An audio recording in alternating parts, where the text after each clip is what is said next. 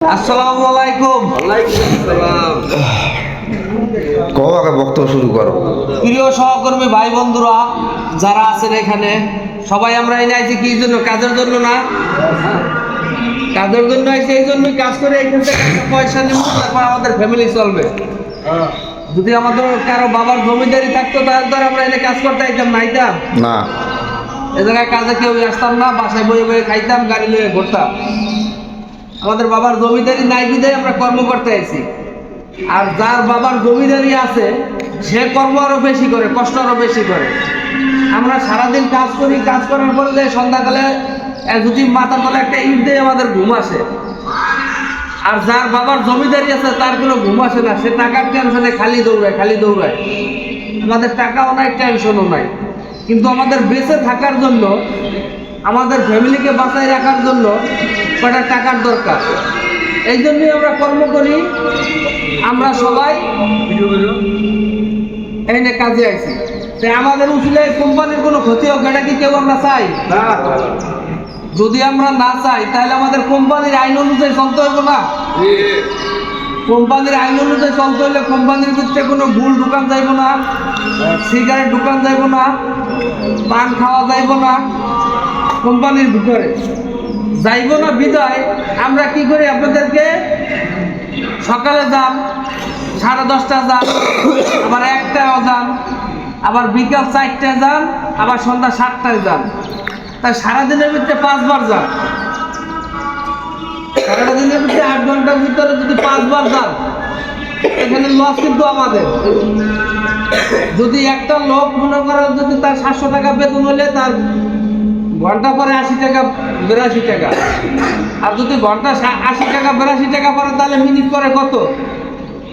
1.5 টাকা। 30 মিনিটে একটা লোকের যদি 30 মিনিটে আমরা সময় দেই, 30 মিনিটে তার বেতন আসে, খায় 20 টাকা, নাস্তা খায় 20 টাকা 25 টাকা। আমরা সময় দেই তারা 30 মিনিট, 10:30 বাজে 30 মিনিট, ওই যে বিকেলবেলা 4টা বাজে যায় 30 মিনিট কাটায়, 7টা বাজে যায় 30 মিনিট কাটায়। আপনারা নাস্তা খান 20 টাকা 25 টাকা, কিন্তু আমার যাইতে আছে 40 টাকা। আমার না, মানে কোম্পানি। আমি ওই আপনাদের মতো একজন কর্মচারী, আমি ওই জায়গায় আপনাদের মতন একজন কামলা, আমি আপনাদের সহকর্মী ভাই। কিন্তু আপনারা 20 টাকা খান আর আমাদের যায় 40 টাকা ঘাটতি। কারণ পার মিনিটে যদি 1.5 টাকা হয়, 30 মিনিটে কত যায়?